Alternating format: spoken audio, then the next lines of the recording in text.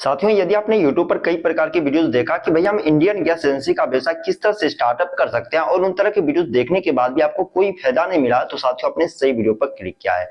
क्योंकि साथियों यदि आप इस वीडियो पर अंत तक बने रहते तो साथियों मैं पूरी तरह से कंप्लीट गाइड करूंगा कि किस तरह से आप इंडियन गैस एजेंसी का व्यवसाय स्टार्टअप कर सकते हो। आखिर इस व्यवसाय को स्टार्टअप करने के लिए किन किन प्रकार के डॉक्यूमेंट, किन किन प्रकार के लाइसेंस की आवश्यकता पड़ती है, गोदाम बनाने के लिए, ऑफिस बनाने के लिए कितने जगह जमीन की रिक्वायरमेंट की जाती है, आखिर कौन कौन से लोग इस व्यवसाय को स्टार्टअप कर सकते हैं, आवेदन की प्रक्रिया क्या होती है, मतलब कि साथियों डीलरशिप के लिए किस तरह से आप आवेदन कर सकते हो। इसके अलावा साथियों इस व्यवसाय से संबंधित ए टू जेड जानकारी आपको इस वीडियो में एक्सप्लेन करने वाला हूं।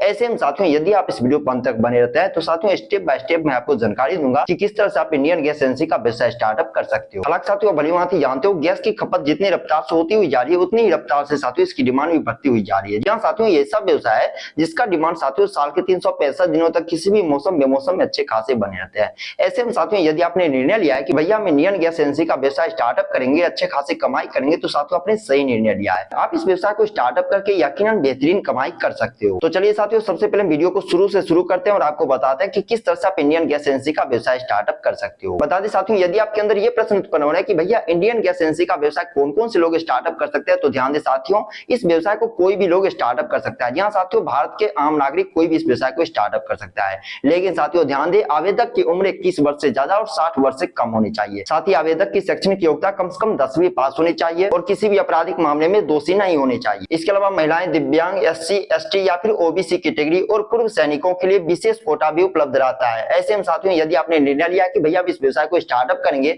अच्छे खासी कमाई करेंगे, तो साथियों आपने सही निर्णय लिया है। यहाँ साथियों इस व्यवसाय को स्टार्टअप करके अच्छे खासे नहीं तगड़ी कमाई आप कर सकते हो। सबसे बड़ी बात आप भलीभांति जानते हो साथियों किसी व्यवसाय से अच्छे खासी कमाई करने के लिए उस व्यवसाय का सही लोकेशन पर, सही जगह पर स्टार्टअप होना भी काफी ज्यादा जरूरी होता है। हालांकि साथियों गैस एजेंसी का व्यवसाय देश के किसी भी कोने में आप स्टार्टअप कर सकते हो। जहां साथियों चाहे ग्रामीण एरिया हो या फिर शहरी एरिया हो, कहीं पर भी साथियों आप इस व्यवसाय को स्टार्टअप कर सकते हो। लेकिन साथियों इस व्यवसाय को स्टार्टअप करने से पहले आपको ये ध्यान में रखना है कि लोकेशन ऐसा हो जहां पर कि गैस एजेंसी पहले से मौजूद ना हो। जहां साथियों किसी भी तरह का गैस एजेंसी पहले से मौजूद ना हो। साथ ही आपको ये भी ध्यान रखना है कि इंडियन गैस एजेंसी भी वहां पर मौजूद नहीं होनी चाहिए। यदि इंडियन गैस एजेंसी पहले से मौजूद है तो साथियों उन लोकेशन के लिए आप आवेदन नहीं कर सकते हो। इसके अलावा ट्रांसपोर्टेशन उपलब्ध हो ताकि कस्टमर आपके एजेंसी तक पहुंच सके। यानी साथियों भलीभांति जानते हो यदि हम इस व्यवसाय को अच्छे खासे घनत्व जनसंख्या वाले एरिया में स्टार्टअप करते हैं यकीनन अच्छे खासे कमाई कर सकते हैं। क्योंकि साथियों भलीभांति ये भी जानते हो कि गैस हर घर की डिमांड है। जहां साथियों गैस हर घर की डिमांड है, ऐसे में साथियों ये कहना जायज होगा कि ये व्यवसाय कभी भी फ्लॉप नहीं होंगे। बता दें साथियों यदि आप इस व्यवसाय को स्टार्टअप करने की प्लानिंग कर रहे हो तो ध्यान दें साथियों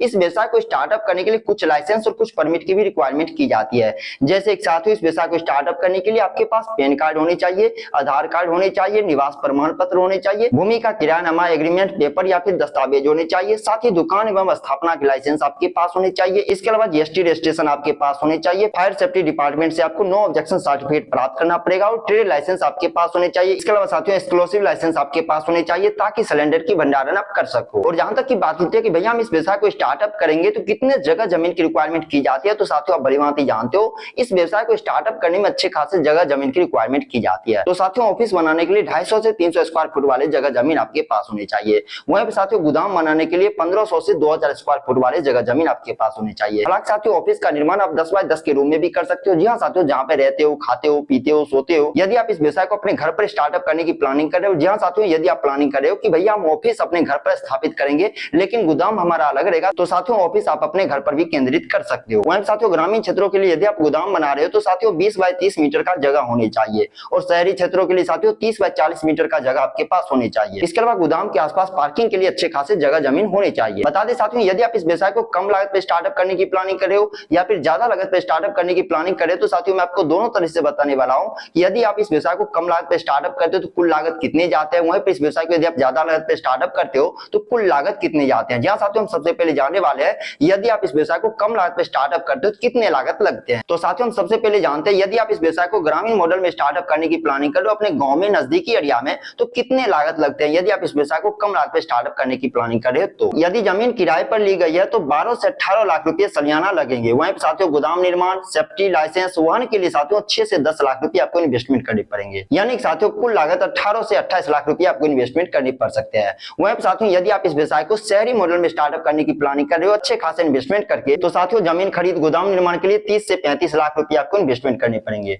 वहीं पर साथियों कुछ अन्य खर्च लगेंगे जैसे कि साथियों लाइसेंस के पीछे, स्टाफ के पीछे और वाहन के पीछे। इसके लिए साथियों 10 से 15 लाख आपको इन्वेस्टमेंट करनी पड़ेंगे। यानी साथियों कुल लागत 40 से 50 लाख रुपए आपको इन्वेस्टमेंट करनी पड़ेंगे। मतलब साथियों यदि आप इस व्यवसाय को ग्रामीण मॉडल में स्टार्टअप करते हो या फिर शहरी मॉडल में स्टार्टअप करते हो तो साथियों दोनों प्लान में एक चीज कॉमन है, वो चीज है साथियों जमीन। जी हाँ साथियों, यदि आप इस व्यवसाय को स्टार्टअप करने की प्लानिंग कर रहे हो, जगह जमीन यदि खुद की है तो कहीं ना कहीं साथियों इन्वेस्टमेंट का आंकड़ा कम सकता है। वहीं साथियों यदि आप जमीन को एग्रीमेंट पर लेते हो, लीज पे लेते हो या फिर खरीद के लेते हो इस व्यवसाय को स्टार्टअप करने के लिए, तो साथियों इन्वेस्टमेंट का आंकड़ा कहीं ना कहीं काफी ज्यादा बढ़ सकते हैं। अब साथियों हम जानने वाले हैं, यदि आप इस व्यवसाय को स्टार्टअप करते हो और आपके अंदर ये प्रश्न उत्पन्न हो रहा है कि भैया हम इस व्यवसाय को स्टार्टअप करेंगे तो प्रॉफिट मार्जिन हम कितना जनरेट कर सकते हैं। सबसे पहले साथियों मैं आपका एक कंफ्यूजन ये दूर करने वाला हूं, यदि आप इस व्यवसाय को स्टार्टअप करते हो तो कंपनी किसी भी प्रकार की सैलरी आपको नहीं देती है। जी हां साथियों, कंपनी आपको किसी भी प्रकार की सैलरी नहीं देती है कि भैया आपका महीना लगे, आपका इतना महीना हुआ। मतलब साथियों कंपनी कमीशन मार्जिन पर काम करते हैं, जितना सिलेंडर आप सेल कर पाओगे उतने अच्छे खासे आप कमाई कर पाओगे। यानी साथियों घरेलू सिलेंडर सेल करने पर 45 से 50 रुपया प्रति सिलेंडर के हिसाब से आपको प्रॉफिट मार्जिन प्राप्त होगा। वहीं साथियों कमर्शियल सिलेंडर सेल करने पर 60 से 70 रुपए की प्रॉफिट मार्जिन आपको प्राप्त होगा प्रति सिलेंडर के हिसाब से। यानी साथियों मोटा मोटी तौर पर देखा जाए यदि प्रति माह आप 2500 से 5000 सिलेंडर यदि सेल कर पाते हो तो साथियों एक महीने की कमाई होगी आपकी 1,50,000 से 3 लाख की महीना। जी हाँ साथियों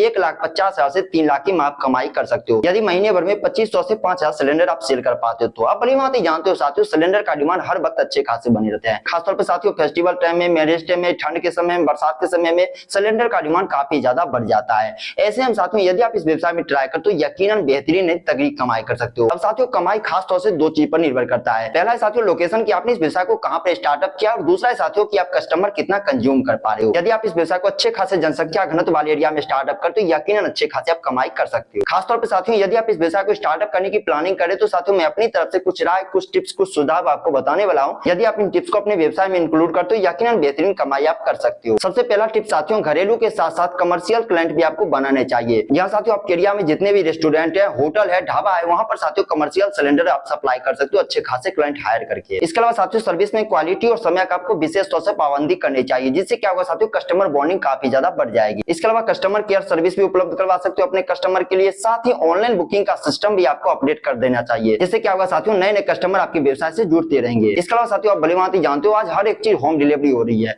ऐसे में साथियों कुछ प्रीमियम कस्टमर को, कुछ नजदीक के कस्टमर को यदि फ्री ऑफ कॉस्ट आप सिलेंडर डिलीवरी देते हो यकीनन अच्छे खासे कमाई कर पाओगे, जिससे क्या होगा साथियों कस्टमर बॉन्डिंग काफी ज्यादा बढ़ जाएगी। जहां साथियों देखा देखी कस्टमर आपकी काफी ज्यादा बढ़ जाएगी। यानी साथियों अभी तक हमने जाना कि इस व्यवसाय को आप किस तरह से स्टार्टअप कर सकते हो, किन प्रकार की लाइसेंस, किन प्रकार के डॉक्यूमेंट की जरूरत पड़ती है, किन तरह से गोदाम बना सकते हो, गोदाम का खर्च कितने लगेंगे, ऑफिस बनाने कितने खर्च लगेंगे, लगभग साथियों हमने सब कुछ जान लिया। अब साथियों हम जानने वाले हैं डीलरशिप के लिए आप किस तरह से आवेदन कर सकते हो। जहां साथियों डीलरशिप के लिए आवेदन की प्रक्रिया काफी आसान होती है, जिसे साथियों मैं आसान सी भाषा में आपको समझाने की कोशिश करूंगा। यहाँ पर साथियों वीडियो को आपको बिल्कुल भी स्किप नहीं करनी चाहिए। तो साथियों डीलरशिप के लिए आवेदन की जो प्रक्रिया होती है दो तरीके से आप कर सकते हो। एक तो साथियों ऑनलाइन की मोड से आप आवेदन कर सकते हो, और दूसरा साथियों ऑफलाइन की मोड से आप आवेदन कर सकते हो। ऑनलाइन माध्यम से साथियों आवेदन करने के लिए आपको क्या करना है साथियों, LOC की आधिकारिक वेबसाइट पर आपको विजिट करना है, जो कि स्क्रीन के सामने आपको नजर आ रहा है। यहाँ पर साथियों यदि आप विजिट करते हो तो समय समय पर कंपनी इन साइट पर विज्ञापन लाती है, जिन विज्ञापन की मदद से साथियों आप आवेदन कर सकते हो, जो कि बहुत आसान सी प्रक्रिया होती है। वहीं पर साथियों ऑफलाइन मोड में भी आप आवेदन कर सकते हो। इसके लिए भी साथियों को ज्यादा मगजमारी करने की कोई आवश्यकता नहीं है। इसके लिए साथियों आपको क्या करना है, नजदीकी हेड ब्रांच पर आपको विजिट करना है, वहां से फॉर्म लेना है, फिलअप करना है, सबमिट कर देना है। मतलब साथियों बहुत आसान सी प्रक्रिया होती है। तो साथियों हमने इस वीडियो में जाना कि किस तरह से आप इंडियन गैस एजेंसी का व्यवसाय स्टार्टअप कर सकते हो। मैं आशा करता हूं साथियों अभी तक आप इस वीडियो पर बने हुए होंगे। यदि हाँ तो इस वीडियो के बारे में, इस बिजनेस आइडिया के बारे में आपका क्या राय है नीचे कमेंट बॉक्स में अपना राय जरूर बताइए। अभी तक अपना बहुमूल्य समय इस वीडियो के माध्यम से व्यतीत करने के लिए आपका तहे दिल से धन्यवाद साथियों।